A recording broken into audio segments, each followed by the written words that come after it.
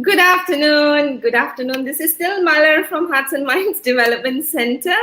Welcome to our 13th episode on the 13th of August with our 13th guest, who is really rather special. And we already know how special she is because for the first time, a lot of new people have turned up. So I'm just going to say hello before we welcome our guest, who is very familiar to all of you who are already here. So, Munes, good afternoon. Thanks for coming. Vernon, thank you for saying my Friday favorite uplifter. Thank you. Daniel, go. Hello. I'm glad you found your Botak friend as well. Izwan, good afternoon.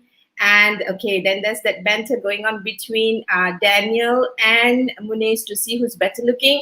John Rita Ganesan, thank you for coming. Oh, Dr. Wendy is in the house. Hi, Alice. That's my good friend. Moihan. Bali nomor 13. And of course, James Fung. So thank you very much for coming. And I know you're going to be annoyed because I've not introduced the guest yet. That's because you know who the guest is. Why is it so special? Because she said yes to me. And she has been resisting me from the first time I started running these sessions because she said, I don't do personal stuff. So, of course, I'm very grateful and we better bring her live very quickly before she changes her mind. So, please put your hands together for my dear friend, Alia. Dato Alia Karen, how are you? Malar, you must have been very busy. You, Google, and Photo Book must have been very busy lately finding all this stuff that I'm going down memory lane looking at all this, So, well, we've been investigating you. And so since you said yes, I needed to use, optimize my opportunity, right? Wow, you don't believe this, man. Kushbu is here, Chetan is here, and hi. the whole of Salt and Pepper is adding on pepper. So the guys, thank you for showing up. But you know what I thought I should do as a start, Dato? On my birthday, I will continue answering if you can please call me either Alia or Karen, whichever. Okay. I'll try. We'll do Alia, okay? Now, otherwise, I'll say yes, Miss Malar. Oh yeah, I missed many years ago. So you remember that you were very kind to write me this amazing poem for my birthday, and I've not had my closure because I didn't respond to that. Okay. So I have written you one now. Oh, okay.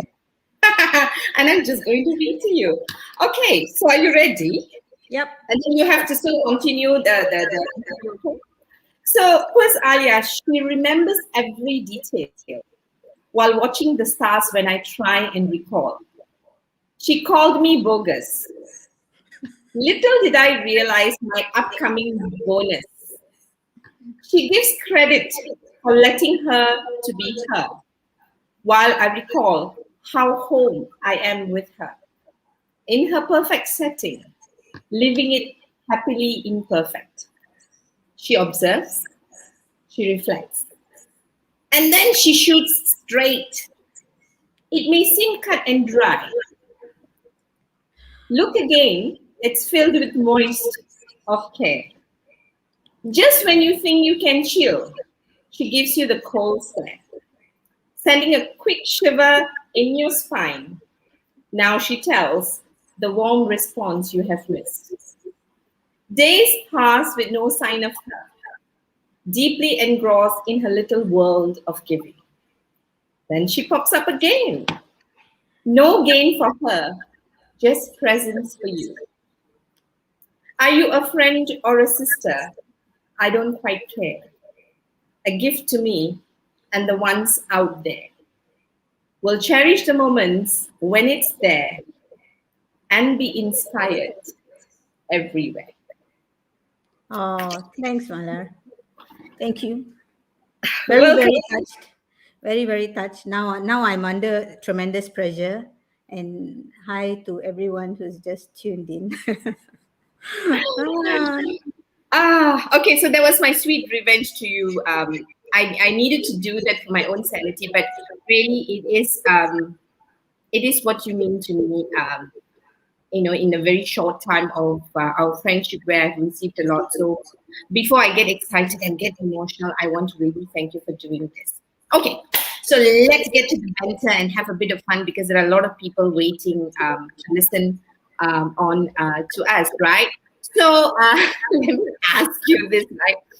Now, tell us, when we were trying to do this video, our dearest Kirtana had so much of problems because I know we're not done with all your accomplishments. Like there are awards and awards and awards and awards and awards, right? I mean, we really got tired because we needed to, bring it along. So tell us, right, beyond what we have seen in this video, park your humility for a while, right?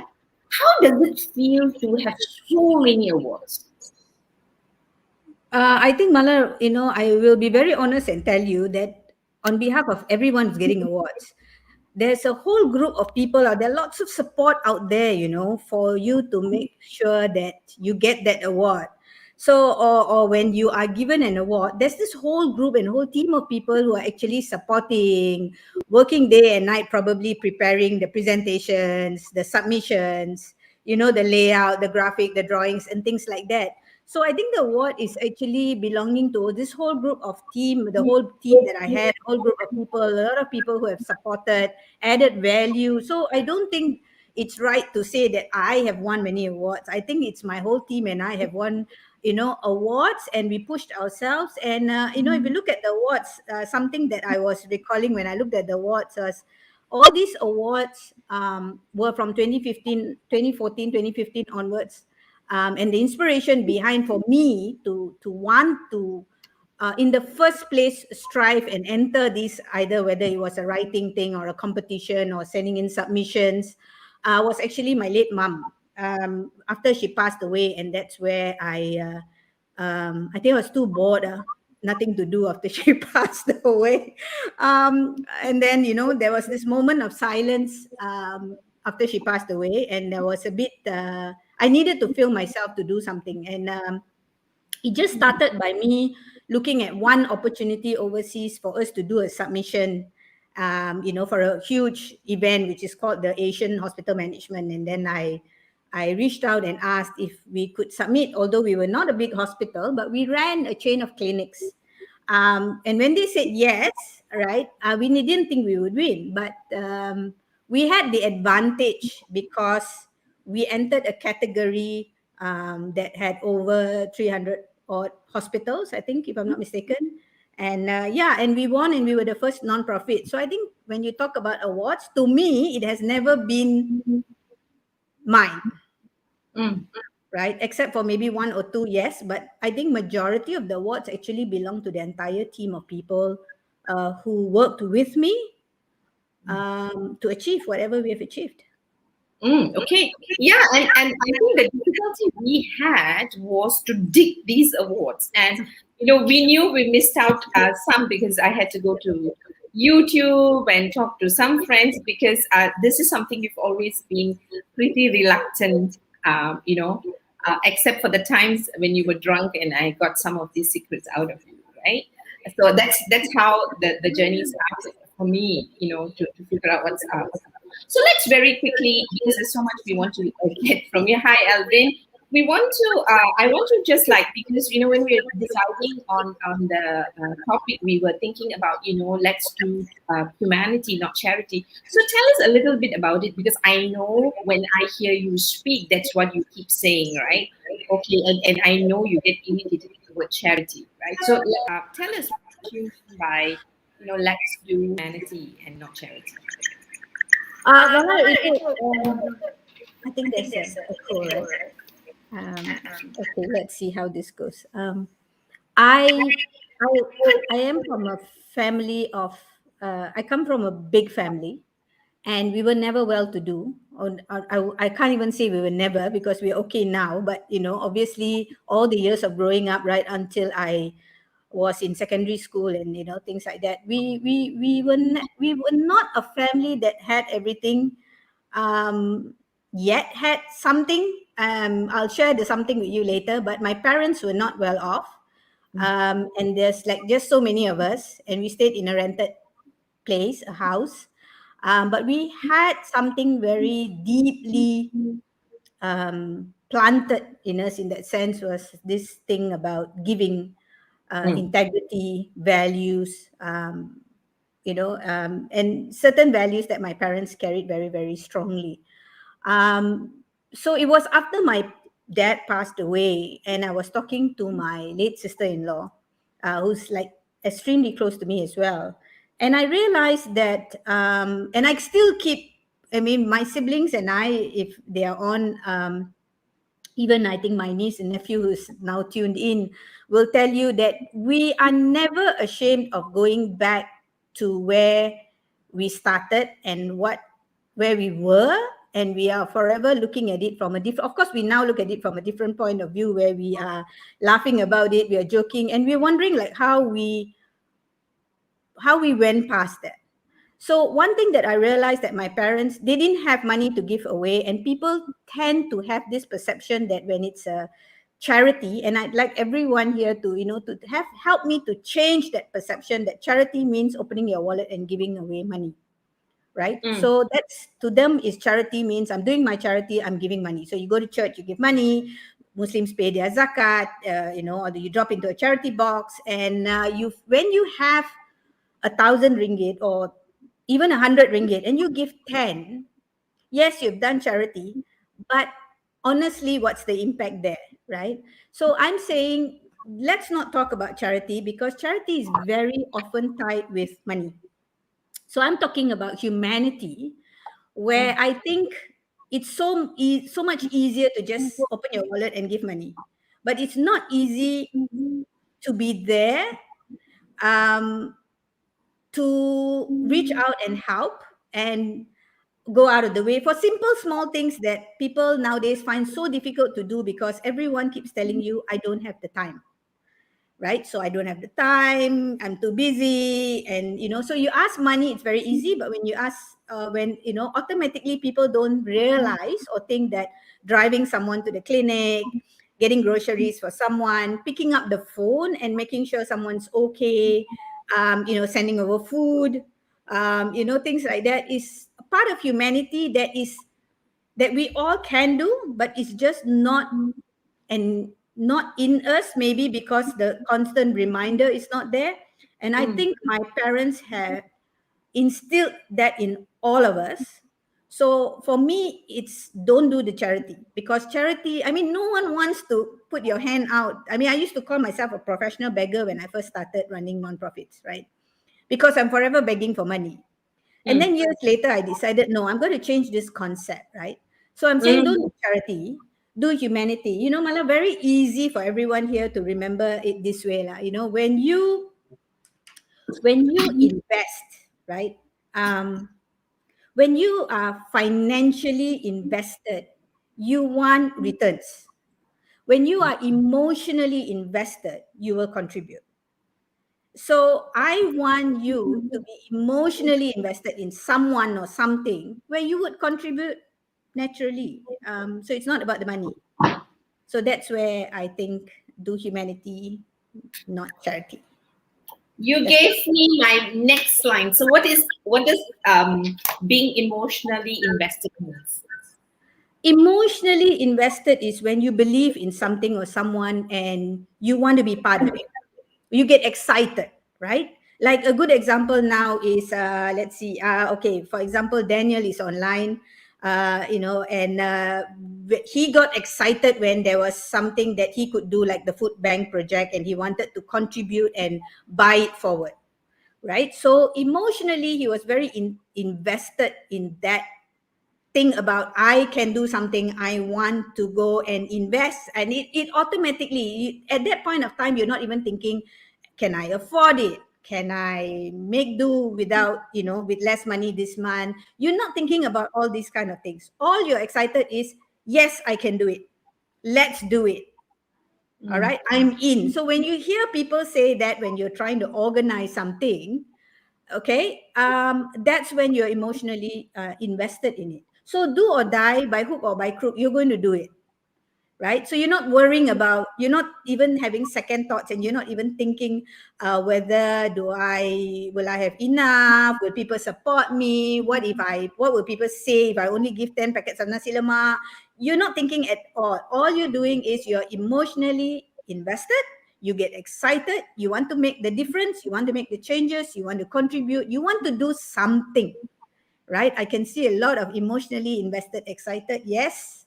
See, they're getting excited. So obviously I've done it. I have I've got you guys to be emotionally invested in whatever I'm saying now, right? Yeah.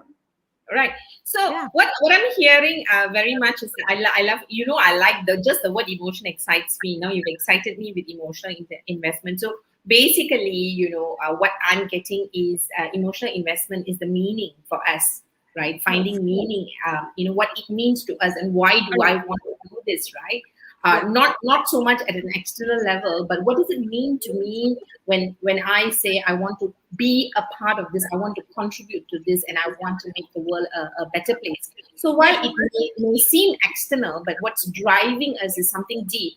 And when it's being driven from within, the obstacles won't matter. You will keep going, right? Because Exactly. otherwise, yeah, Exactly. It doesn't stop there because of that feel good feeling that you get, because when you're emotionally invested, you get excited, and and you see that outcome of it. And I think that's very important, is like you are happy when you see even 5 packets of your nasi lemak being given to people who probably did not have breakfast.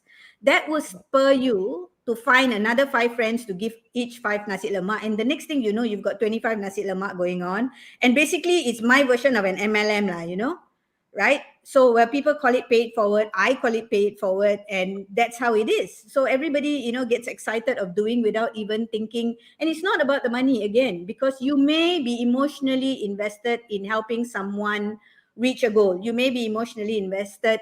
Muihan is on today. Muihan is very emotionally invested in our youth, our students, our graduating students, or people who have come in on his Prime for Success, where all the mentors like Izwan and Yatong and James and everybody is here today, right? So they're all very emotionally invested in ensuring that the future generation has got enough of us, what we have to share with them, and they can go out and use all our lessons and things like that, nice, to nice. assist. Yeah. So it's not all about money. Yeah, it is never all about money. Exactly. Money, Thank money you. is yeah. All right. So there are a couple of people who joined us. It's only fair I say hello. Of course, you've seen Alvin, Fabiola Neto, Shamini, Vitamin, Akiva. I'm not sure who that is. It could be Cheryl. Of course, we've said yeah, hello to James. Yatong says hello. Mugilan says good afternoon, Yato. Oh, Yeah, I don't know where's Mugilan coming from, but yeah. Mughal is my staff in Penang. Yeah, Ah, nice. he was my colleague in Penang. He runs the center, and I think Zarul is also in. Zarul is my Yes. ex-colleague as well. Yeah. Yeah. So just invite, yeah, saying hello to Zarul, who's also coming, and of course Yato, right? And I like one of the things that has actually come out to get. So I don't know who's this LinkedIn user because I can't see your name. So please name yourself. But I'm reading it from the screen right now. To get emotionally invested into something meaningful, experiencing being invested on what is emotionally is important. That's why the paid forward concept is important. We create positive experience to convince others to do likewise. So tell me, who gave you this title and why is this paid forward lady title coming from? Because of all the titles that you have, from being already a doctor and a professor, all right, besides the dato that yeah. And so tell me, what is this paid forward lady all about?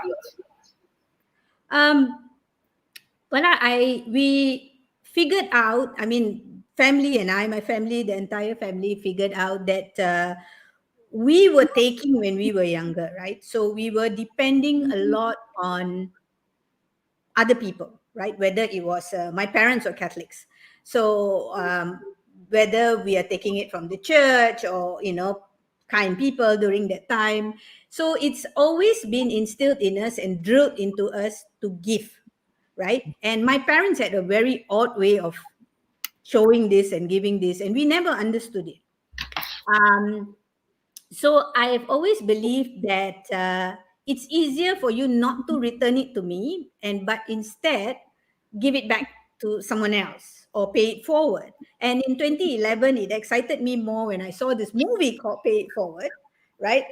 With Haley Joel Osment, I think, is the star there, right? And it's still playing. So you, those of you who have never watched it, and it's about paying it forward. Like I said, I saw it and I thought to myself, wow, this is extremely good the way he did the formula, and I have believed in it. I have tried it. It has worked tremendously for me, for my organization, for the people around me, the family. So every time, it's not important that you pay something back. Of course, if you borrowed money, by all means, please pay me back.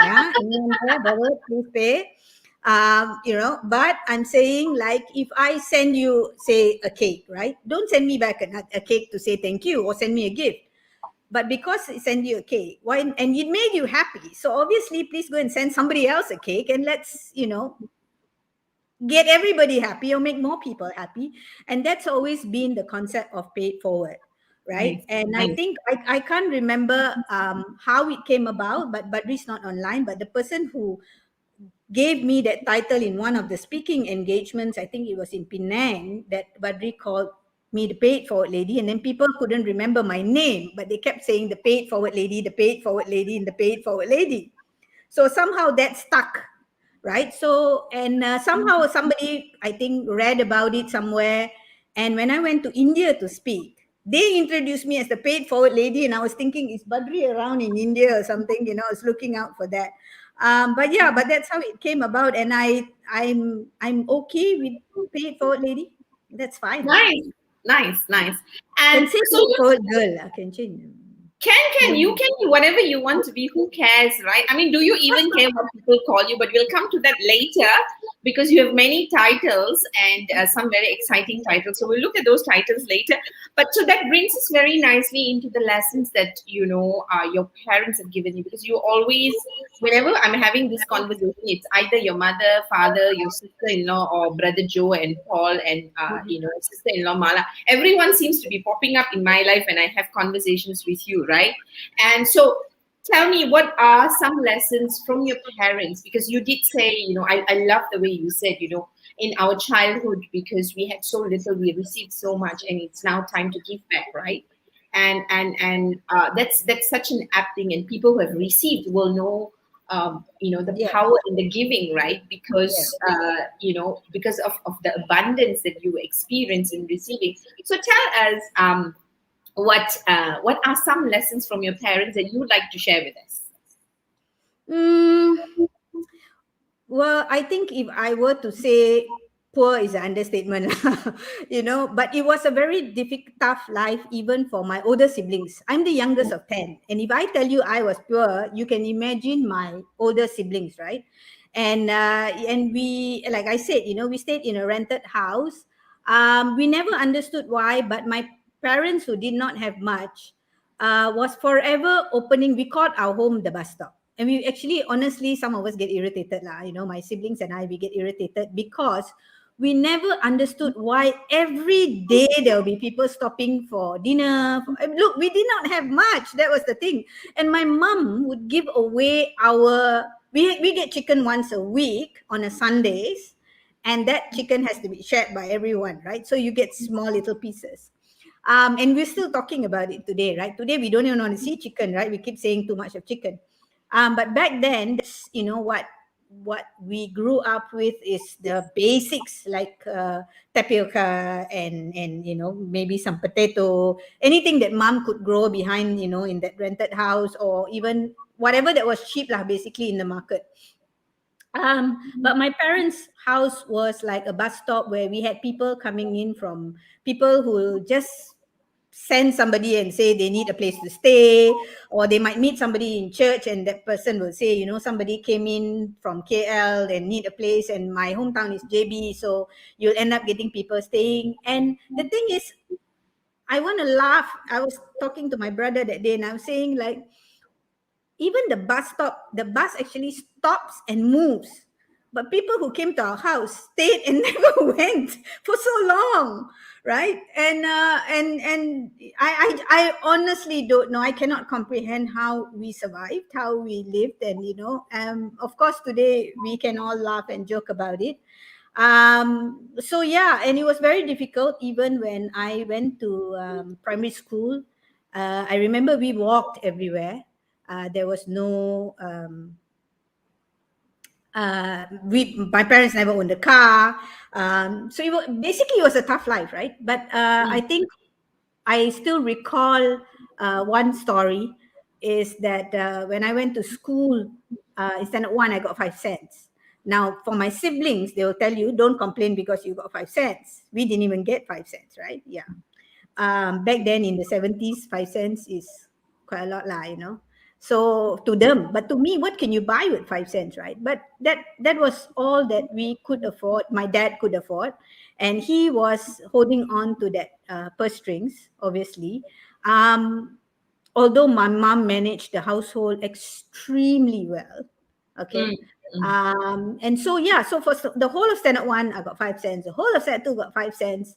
And me being me, the rebel me, decided that when I was going to standard three, I remember it was in the morning. I moved from afternoon session to morning session, and I decided like this is a good time to go and negotiate with the old man. So I said to him things like, "Listen, I got Sorry, the best you in were class." negotiating with your father. Yeah, yeah, which is not an easy thing to do because my father is a man of very few words.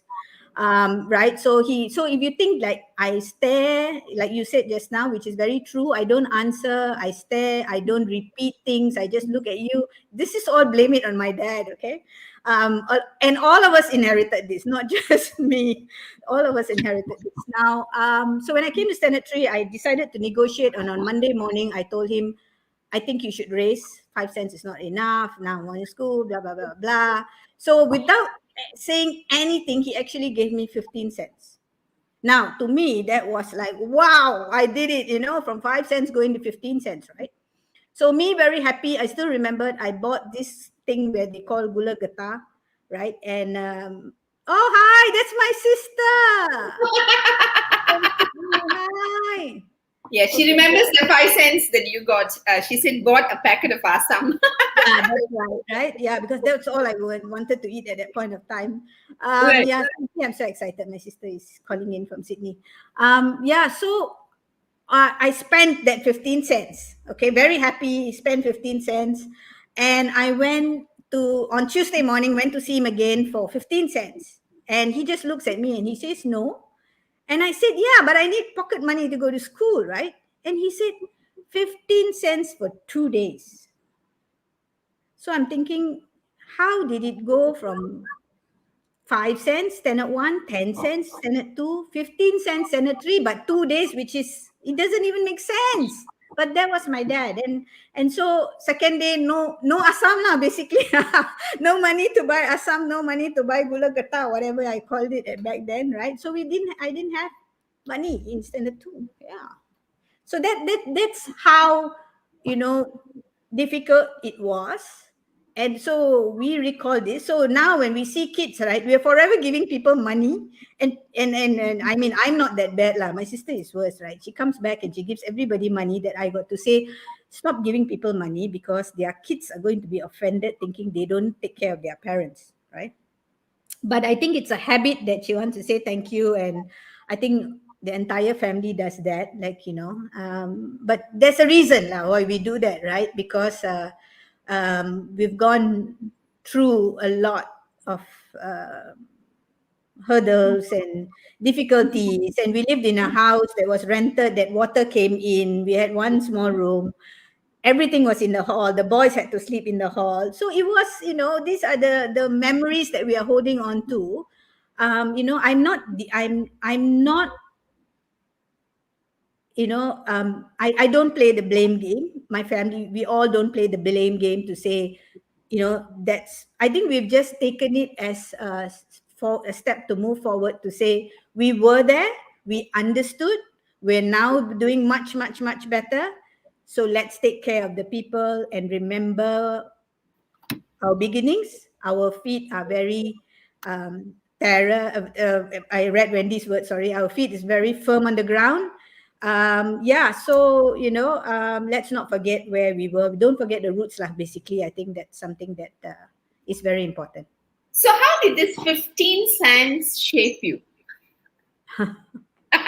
Yes, I must tell you this that yeah, not very nice sometimes, but at my dad's death bed in the hospital, Ah, I was at his side. He was semi-conscious, and I told him this story about the 15 cents, and I saw a tear. But of course, I didn't blame him. Oh, there was no way I was going to blame him, because I am daddy's girl. But I told him this funny story, and I said, I negotiated back then with you, and yeah, and this is what you did. So it has made me appreciate uh money. Definitely, it has made me understand that you don't really need so much to survive. um Obviously, right. uh, yes, I definitely, yes, I'm very good at mathematics. She's extremely right. I love mathematics. I take after my father. He calculated obviously very well. So yeah, so that I think that has not just shaped me. I think shaped not just my entire family. I think the next generation, my nieces and nephews, are going out there to create a lot of impact and do a lot of things and volunteer. And yeah, and it comes naturally to them. So it's not like you have to force them to go and do something. Yeah, yeah. So yes. nice, nice. So yeah, I've heard of all of some of these stories from your family, but I think we've never had so many comments before in our show. So I have to read some of this because I think people have all turned up for you. Hi, Tangam Murugesan. Hi, Cynthia Paul for appearing Ooh, again. that's my old friend. Hi, Cynthia. Yeah. Hi. So that Gerald says, Gerald, your friend says, I'll call you pay forward girl from now on. So you've got that. GD, who appears as a LinkedIn user, says, if nature has made you a giver, your hands are born open. So is your heart. And though there may be times when your hands are empty, your heart is always full.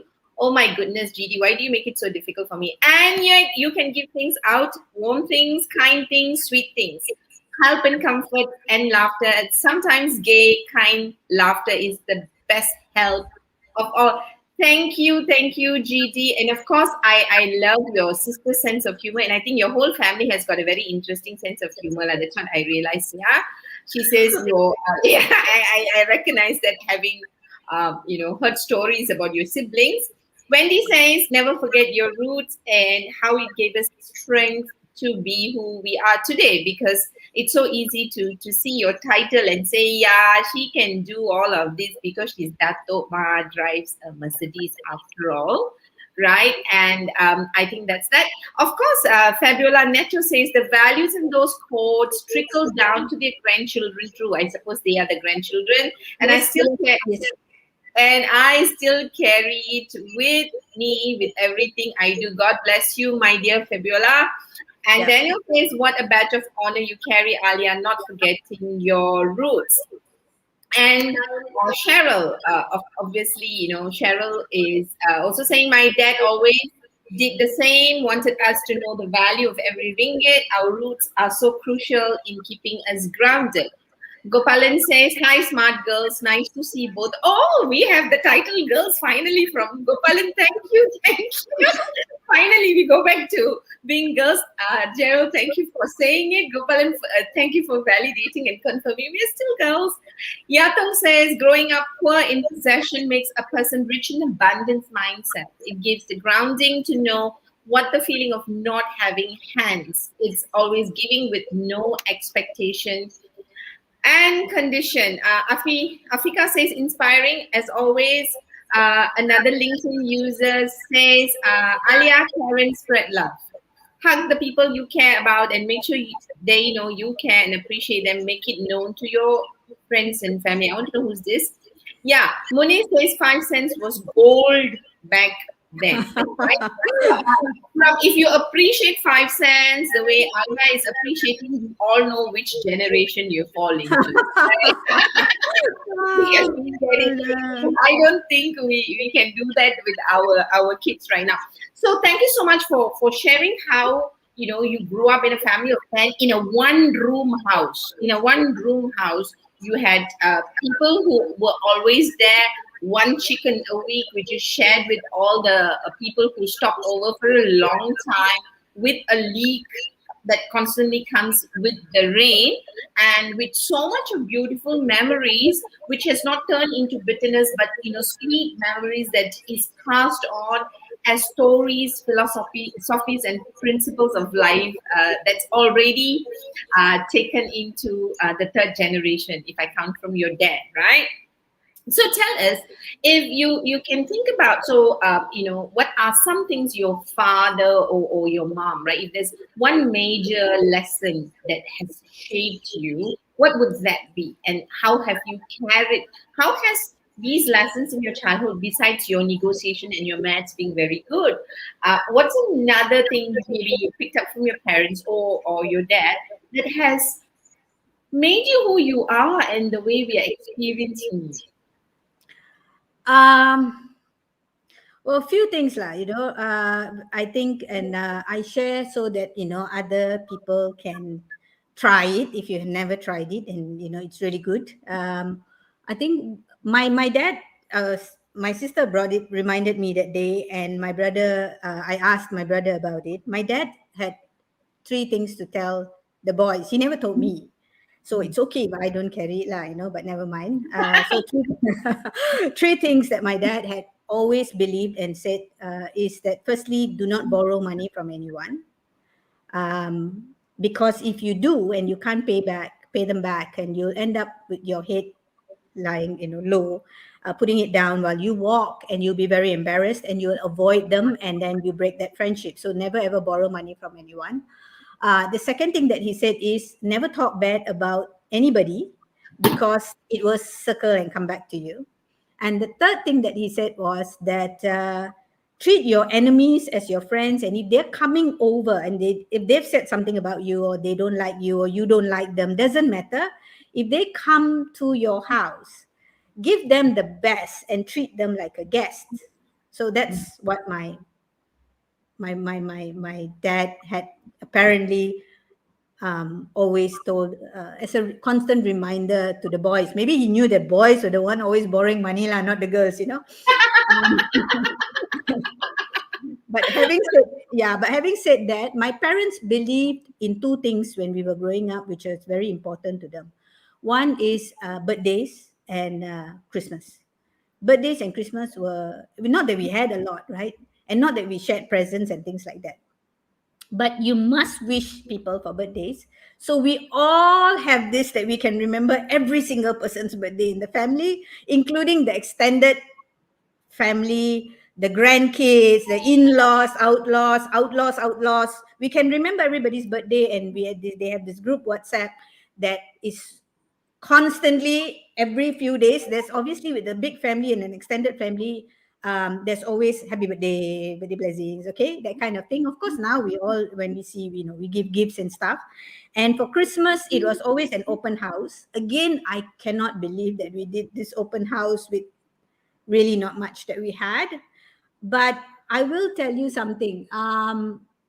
People stopped by from morning right up to night in that open house, and we had people all over, and mom was consistently cooking. We had to consistently wash because we didn't have paper plates and stuff back then. So I think those two things are still very much important, very important until today to the entire family.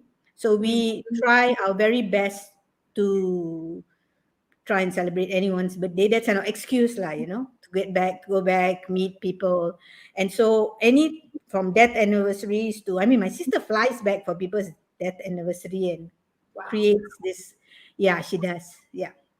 It's a bit So, odd, like weirder than me, but never mind. yeah, I think people in your circle, your immediate circle, I mean, which how, which is how I got to know you, which is both tulips and why how. I know when I am, in that circle, you are the Santa Claus who carries gifts for everybody. So even though it's a gift exchange and I end up not probably bringing any gift, and then suddenly I realize that you have for everybody, right? It's not just the gift exchange. That's what I've seen of you, and I perfectly understand about treating animals, because I have seen your tolerance level for some personalities that I think can be rather challenging. So it's beginning to make sense. Of course, you've never asked me for money, so all that too. But not necessarily lah, Malar, because I think, well, people, a lot of, I think I know patience, but people say I have a lot of patience, but it takes a lot.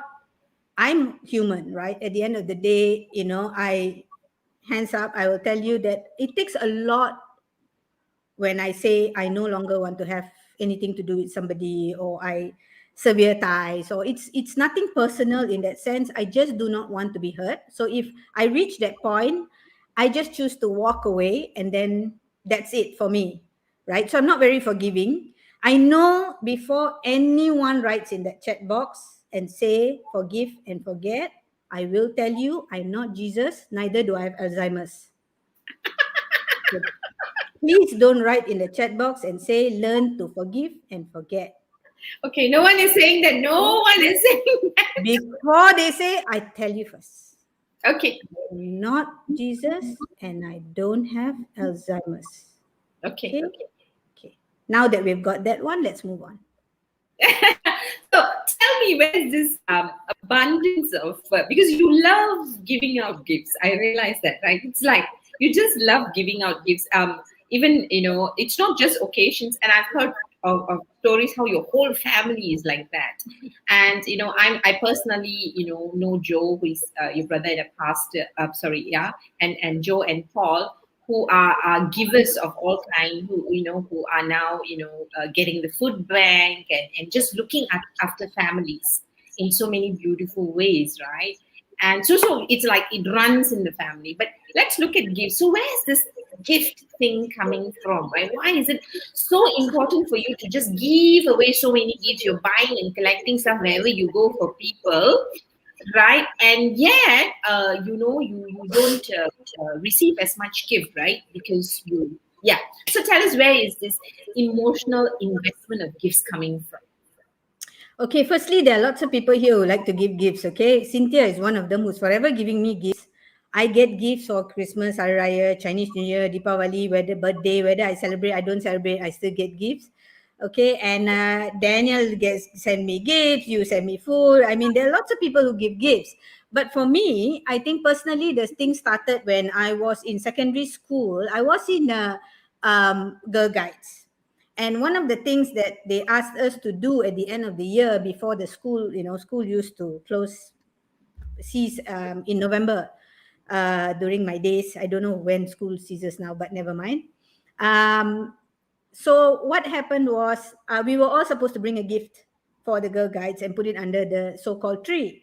Now, we had a tree every year in my house, but no gifts under the tree, right? We had a Christmas tree. I don't know where my father got a Christmas tree, but we had a Christmas tree, and the excitement was putting this tree up with, never mind how the tree looked like lah, but the fact is, hey, Christmas is coming, okay? And then it was a big thing. It was a big deal to my family to have Christmas, right?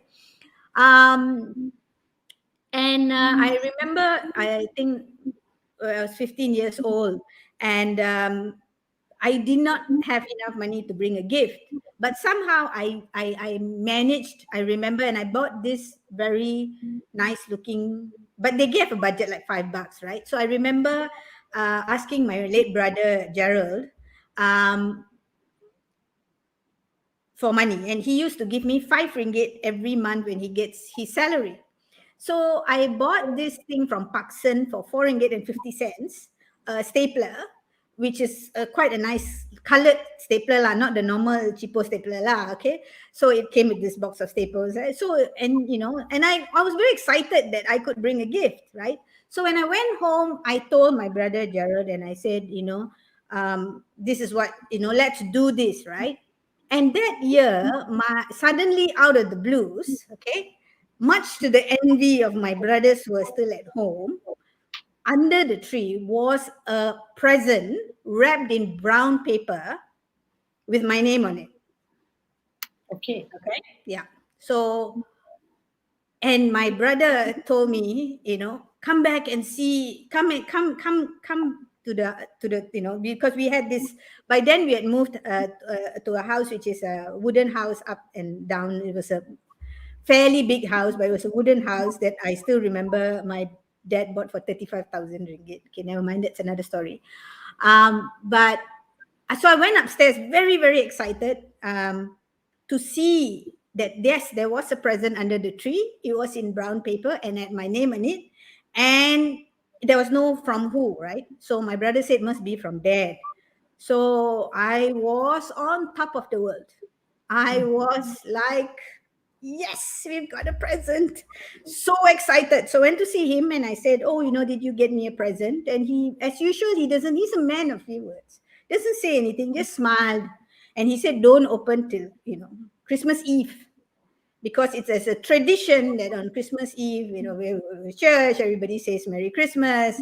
He has his famous words of saying health, wealth, and prosperity. And, we probably have a fruit cake, we cut a cake, sort of thing.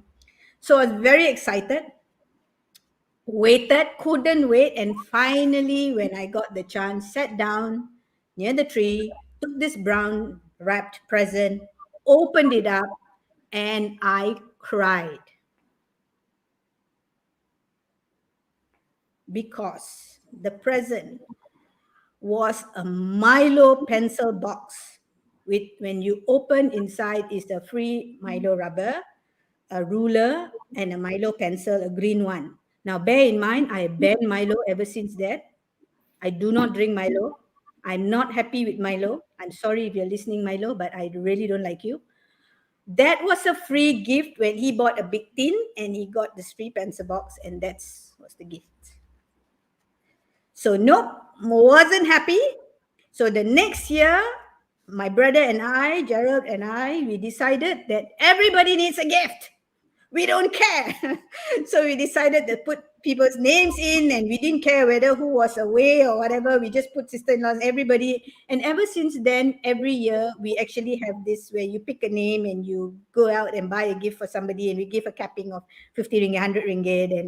And then suddenly there was just too many of Fabiolas and Elvins and too many of them around. So we decided, nah, just buy for your own family and then buy for whoever you like. But for years, we continued. And so presents were very important.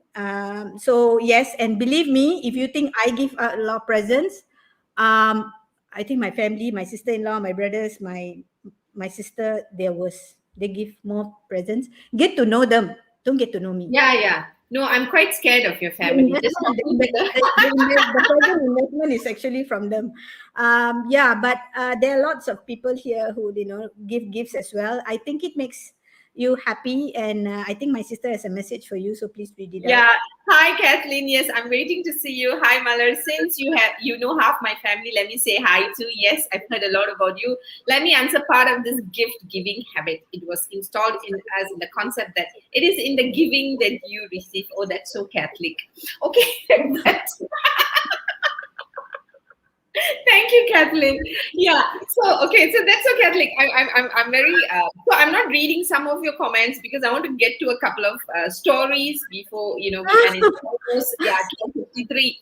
So it's very interesting. Your father is an amazing man. He gives you that 15 cents. Something happens to you, right?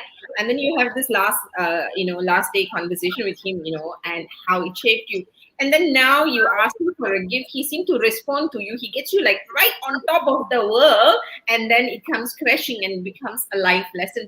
So I understand the gifts now. I understand where your sense of giving and wanting to do humanity comes from in terms of your childhood, right? I've heard bits of these stories, which is why I was very grateful you said yes to us, because I think the world only knows of Dato' Alia Karen, right? Mala, this is the first time that I'm actually speaking about my family. First time that I'm actually sharing stories, and the first time that I've actually got family in on your Being Whole, Being Me series. Yeah. So you must be very important. Oh, Thank you. Thank you. Now I'm forgetting my next line. Let me get back on track. Okay. So now, how did all of this? Because I know one of the projects that you actually do is, going back to school. I've heard a lot of this project, and that's one of those things that I picked up from the net, where when you were the CEO of MA Medicare, you do this, right? So is that also coming from your childhood, or it's yet? Tell us about it.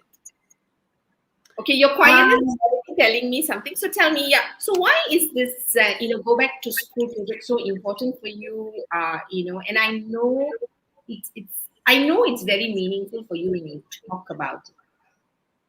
So tell us. um, Firstly, my brothers will tell you that when they went to school, they used this box, putty box that they called it, to keep their books. And Okay. when you have to flip it, I think some knobs, and then the box will open, and that's where you keep your books. Now, when this side is spoiled, then they use the other side and they open, and the balance paint from the house is where they paint. So every year they get a different color box to go to school. Because, like I said, we didn't have the money, right? Now, when I was in primary school, standard one, standard two, I cannot really recall having any new school bag, right? And a lot of investment in me, because my sister Kathy, who's now on the line, um, actually left when I was going to school. She left for Sydney, so obviously there went my sort of fairy godmother lah, in that sense, because she would have probably made sure that I have new stuff and things like that. But understanding what was going on, we, as usual, we never complained, so we went to school. Now, in standard three, my father bought a bag which was very big. Now, Mala, bear in mind that, if you probably, those of you have seen the photos, I'm actually pin size. I'm very small. So in school, I'm always the person that the teacher holds the shoulders and say, everybody queue up, right? So you actually line up behind me. That tells you how small I am.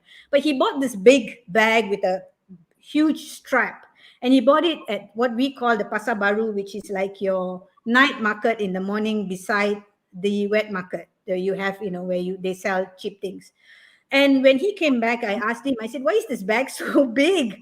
Like, I'm so small. You asked me. And he said, no, because the bag is big because you got to keep this bag to standard six, which means that's 4 years having the same school bag, standard three, standard four, standard five, standard six. But in standard five, the bag burst, right? So what do you do? The bag, I mean, the whole strap burst, the bag gave way with all our books at that point of time. So I recall it was a yellow plastic bag, quite a sturdy plastic bag. I think it was from a jewelry shop that my mom had. So I actually put books into a plastic bag, and I had this book band, and I tied some of the books in the book band and went to school. So that plastic bag, books in the plastic bag, sort of has always been my story, right? So when I was already the CEO of Medicare, and I've started some things, and I think some of my ex-colleagues are here, they will be, readily understand and vouch for this story. I was in Kota Kinabalu, I think in year 2006, 2007, and I saw one of the patient's children waiting for the mom to come off dialysis. And one of the things that happened was, I asked her, I said, and she was having this plastic bag. So I said, where are you coming from? She said, oh, just back from school. And what's in the bag? And she showed me her books. And that brought memories back. And I told myself, none of our patients' children should ever come without school essentials or plastic, or heck, school bag, and school essentials. So I kickstart the program firstly in Kota Kinabalu for the patients there, to get school bags and essentials, school uniform, shoes, etc., etc. And the next one, I think Rosna is online, and the next one was together with Rosna and JB. We got 5,000 ringgit, I think, and we gave all her patient children, because she has like 100 patients. So her patients' children then got it. But by year 2008, 2009, I endorsed it as a nationwide program. Um, Called the Back to School program. And I'm glad to say that although last year I've left, they have continued that program. So every single kid of our patient, whether the patient has 3 kids or 4 kids. That's about 150 kids maybe. They actually get all these school bags and essentials and items to go back to school. And I don't think it's just me. I think my brother Paul does that for the home that he oversees. He oversees a children's orphanage or halfway home in JB, which has 31 kids. Daniel, go visit. It's called Villa Paulos, and Paul and Mala does a lot of work for them. So I think he's doing back to school project as well, and I think Joe supports that back to school project as well. So yeah. Yeah, yeah. So yeah. You've told us Paul and Mala. I'm not the Mala, yeah. That's No, no. yeah, alias sister-in-law. Just to clarify. So that's Paul and Mala, that your brother and your sister-in-law, and of course Joe. Tell us a bit more about the work Joe does, because I think I'm not sure whether Joe is here, but because Joe is also a lot into humanity work in a very loud way in terms of Yes. recipes, but quiet way, because whenever I meet him, I would have never thought Joe is that way. So tell us a little bit about Joe before we move on to your corporate work. Okay, go. Well, Joe left his corporate job as well when he had the calling and he wanted to become a pastor. And my family has always believed that we don't cross lines, we don't get into other people's business, we just respect everybody. We've got Buddhist, or whether it's Hindu, whether it's Christian, Muslim, whatever. We are okay with everybody, and we have a very good understanding. The family is quite closely knitted, and so then it was all about supporting him. So he made his choice, and he has been a pastor, I don't know for how long, for a very, very long time. And he does a lot of work behind the scenes, because if there's one person who has got extremely amount of patience and very good at counseling and keeping families together and walking the talk and going out there and serving despite whatever the situation is out there, even when he himself doesn't have, that's my brother Joe. So yeah, so kudos to him as well for doing it. Yeah, so it looks like your parents have just not had 10 children, but have, created 10, I would say, beautiful human beings who are living their footprints in many people's hearts. And the footprint is so quietly left, I must say, right? So such an amazing story. So now you are the one who kick-started me on being me with all the canes that you were sending via WhatsApp. So thank you very much. Glad to have you on the show. But let's look at and saying yes, but it's just very interesting, because when I first started, I say, I believe in stories. The stories that I want to bring are stories of pains to pearls. How we take our pains, we learn from it, and then we say it ends with me, because of the pains I've experienced. I'm going to give away the pearls to the world. And that's what you and your family seem to be doing, stringing all of these pearls and giving it to the world. And there are many recipients who are already showing up on the comment section as to being inspired either to be part of this or have been inspired to pay it forward, right? And we see a lot of this on LinkedIn when you're tagged. So putting that aside, let's go a little bit with your fame, like your fame status, kan?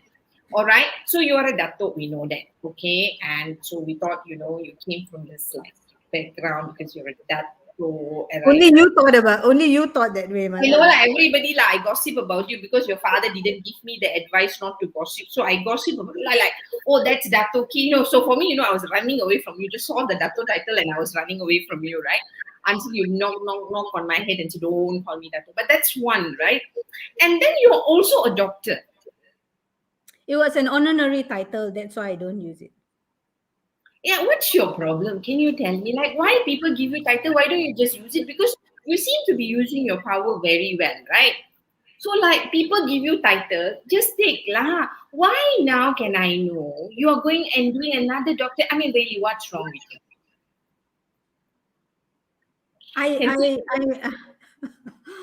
Okay, firstly, there was an honorary title. It's not that I'm not grateful, I'm not thankful. It was quite some time ago, I think 2016, if I'm not mistaken.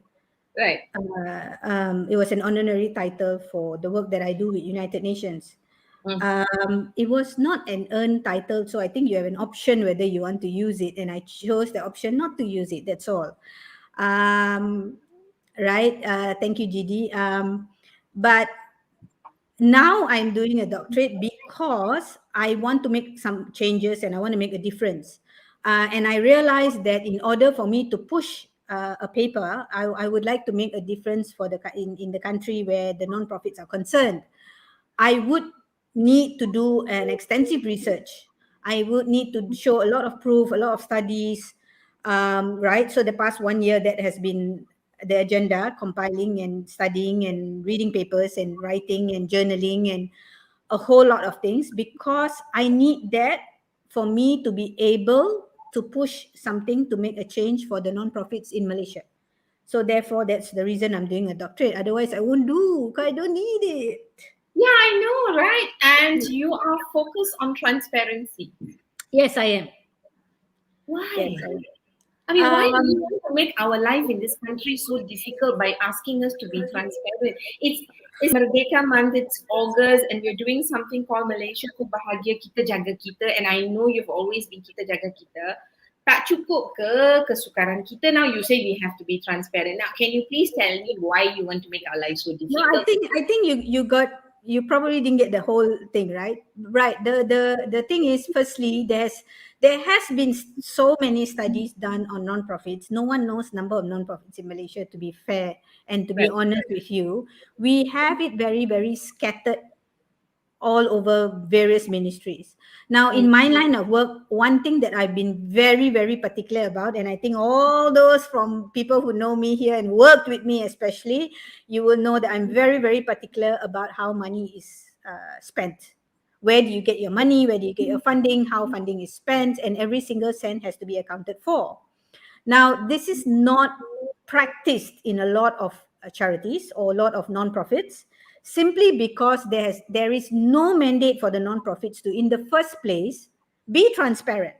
The very basic that they have is a simple guideline that says you need your accounts audited. That's the very basic guidelines in Malaysia. Now, I want to make changes to say don't take advantage of the non-profits. I'm not talking about the government. I'm not talking about the country. I'm not talking about the people who are donating. I'm talking about the receivers in this end, the people who are running homes, are you getting what you're supposed to be getting, or are people saying that they're giving it to you and yet you find either the board abusing it or somebody is not giving you the full amount? You get a grant for 100,000, but you only get 10,000 into your account. Where's the 90,000? Because, oh, it's paperwork. It's a lot of things that are swept under the carpet, which I feel the only way to solve this problem is actually by ensuring there's transparency. And one way of ensuring transparency is actually to mandate Mm. sustainability reporting.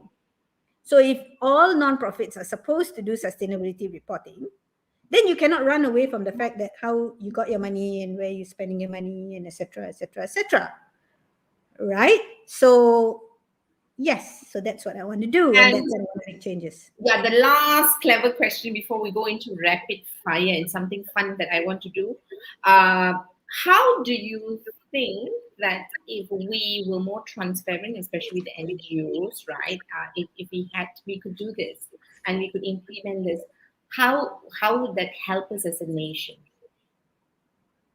Well, firstly, I don't think, I mean, to be very blunt here, it will not go across, and it's not on everybody's plate, it's not on everybody's agenda.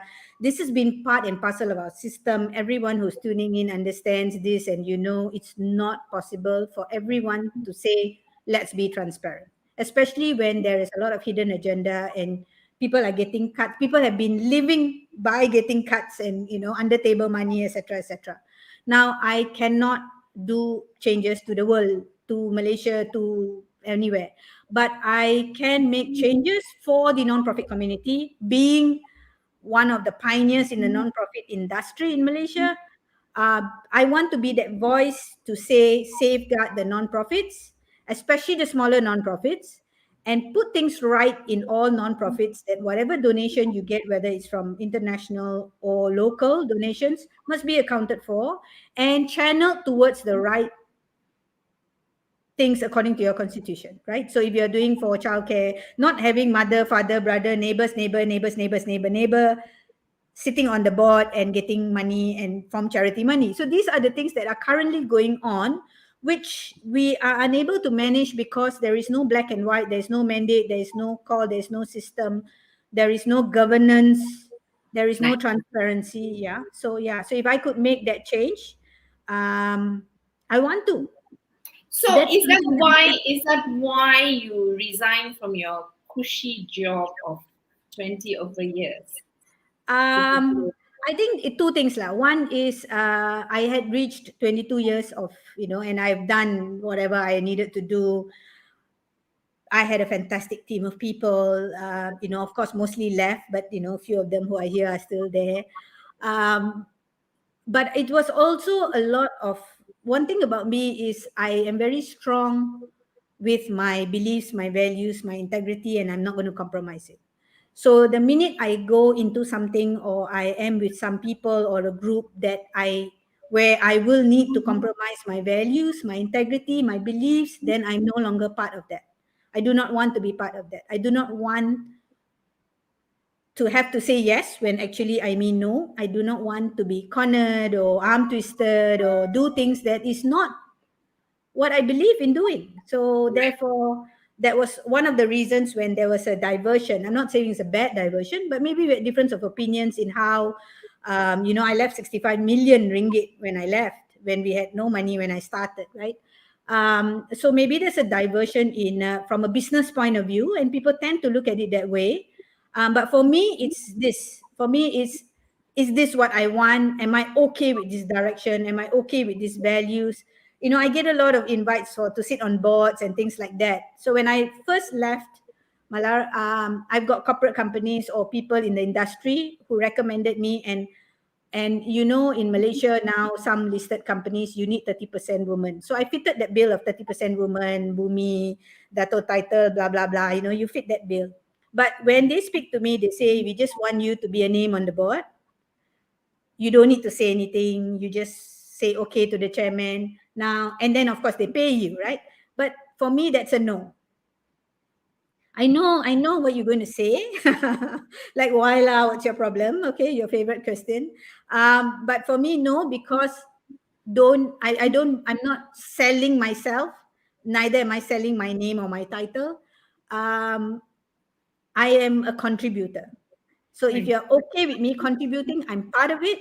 If you're just for me there to be a name, your fame, with my title, then please don't use me. I'm sure there are many other people out there who are willing to do it. Well, it is both a concept that probably comes from the Catholic background that you have to earn it, and the Islamic teaching of making sure every cent you take home is clean, which is halal, right? And that's why it is so amazing that you said yes in the month of August, where we're building our nation. So very nice. I know I have 1,000 more questions which we're not going to ask you. It's already 1:50, but I'm not going to let you off without a rapid fire. Mala, So, before you go to the rapid fire, I'd like to say something to you. oh, okay. Mala, I'd like to say that maybe I can't stop the downpour, right? But I'll always join you for a walk in the rain. Okay, that's to calm you down before the rapid fire. Okay, now. Walk with me in the sun. All right. So for the people who are listening, if you've ever had this question that you wanted to ask Alia, put it down. I might pick it up. But right now, I want to just play a game with you. Right, because I've yeah, jing jing jing. So this is for fun because I think some of us know in your closer circle that you are so damn funny, right? So I know that there are some things that so I'm going to play this part, where I'm going to ask you a question, and in your own personal style, answer this, right? Are you ready? So I need to do the dato bit lah. Dato, aren't you afraid to leave your corporate job? I mean, it's such a important big job. Aren't you afraid? Mala, don't ask me silly questions. I've already left my job. Yeah, lah, but now that you've left your job, aren't you afraid that you're jobless? Do I look afraid? No. Exactly. There you go. That's the answer. But how do you survive without a job, Dato? I'm very low maintenance. Yeah, why are you so sarcastic? No, seriously, I'm very low maintenance. I get lots of free food. I must tell you, the tea lady who used to take care of me when I was working, I'm sure she's not online, but I shall shout out to her anyway, to Auntie Kumari. Still cooks and sends food. People like you send me food. Daniel sent me pineapple tart. Daniel pineapple tarts habis. Right, Cynthia sends me food. So many people send me food, and besides that, I didn't cut hair for 1 year already, so low maintenance lah mala basically. So okay So, lah, can survive. But my sister is more concerned than I am, so I'm quite sure that if I say I'm not enough money, all those who are willing to donate, I know I believe in transparency, but you can have my bank account after this. Yeah. so tell me, I've heard that you're sarcastic. Why are you so sarcastic?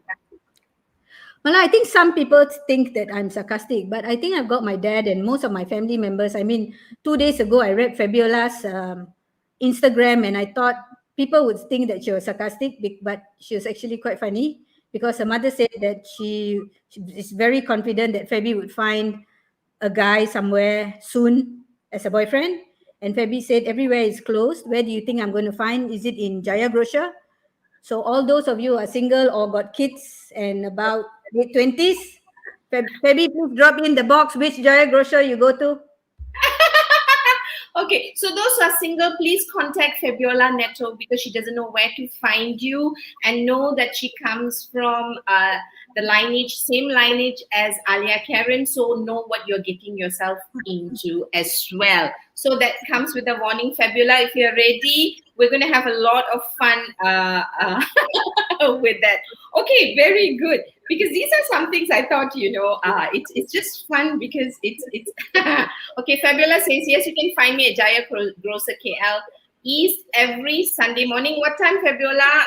Okay, but yeah, just toughen up before you go and meet this young lady. All right. Yep. Okay, fantastic. So let's go into rapid fire. Are you ready, my dear? I thought we started. Okay, go ahead. Oh, no. That one I just wanted to role play with you because I always have fun watching you responding to some of these situations where I've seen. I didn't even take some of the other more exciting ones, but maybe that one will keep for the leadership bit. Yeah, just don't ask me silly questions. Then you Yeah, may get some silly answers. exactly. So I'm just glad we covered the childhood at ease. At least we know you, right? So ready for the rapid fire, my dear friend? Okay, one misconception about you, Che Alia. That I'm married, or I think, yeah, that I'm married, that I'm divorced, I don't know. So many misconceptions all the time.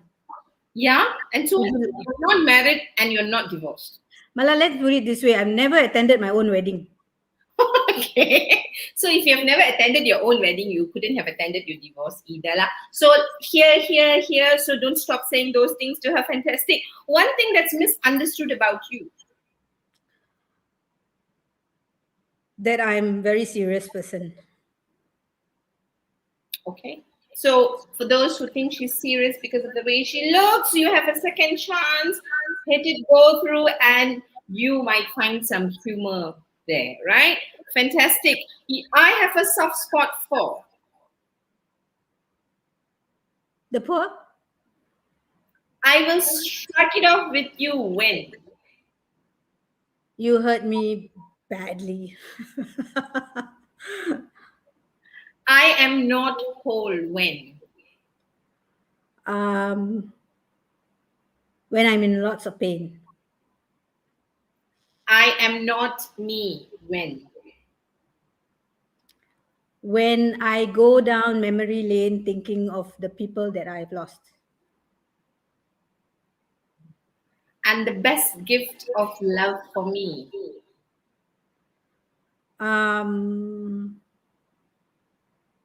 The support from very close family and friends. And one word that defines me. Weird. And one super power that I take with me everywhere I go? My gut. Thank you very much, my friend Alia Karen, and thank you so much for saying yes. What a wonderful way to uh, be, the August session with us. Thank you very very much. Thank you, Gerald. Time, but we need to call you back for a leadership one because we haven't got to that, but we don't have time for that as usual. We expect that. Thank you for your friendship. Thank you for saying yes. Thank you for everyone who turned up today. Thank you, everyone. Yes, thank you, If I everyone. missed your Before name, I'm sorry, but we thank you. I leave tried the as many show, names as I could. one thing, anything else that you want to leave them before we say a real goodbye, Anya? That we still have, I mean, something that I've learned that I have a lot to learn. So I think that's one thing that I want to leave everyone with. And we all look at things very, very differently. And today it's all about survival here, especially with our current situation. So I think stay safe and pay it forward, and yeah, and do humanity. Love you. All right, with that, we're going to say thank you to my friend Alia Karen. Thank you, Mother, for having me. I Okay. survived. And GD Yes, says good luck. yes, GD. I have to thank GD for helping me with all my alignment and everything for the paper that I wrote recently. He and his wife have been so kind to stay up late nights with me, teaching me the simple tricks of getting my paper aligned and nice and citations well put and things like that. So yeah, it's a real shout out. GD and Sohan has been a real blessing as well. Thank you, thank you. We're not going to let you thank everybody else. Kathleen said she enjoyed my interview, which means I can either come to Australia to visit you, or when you come here, I'll get to see you and receive some money for me and my mom. Kathleen, thank you. Love you too. Family says very inspiring. So, Dato, thank you very much. We will meet again. Thank you, Tepuan. Okay, right. So that was saying goodbye to Dato Alia, and yeah, and thanks for listening in. So next week we are going to continue with Kita Jaga Kita, how to build the nation that we want to live in. And next week you will hear from a very young lady who is a doctor who dreamt of being a doctor, and she is in the right in the middle of the crisis of COVID, and how her passion drives her to walk into the war zone every day. And so, if you are keen to join us.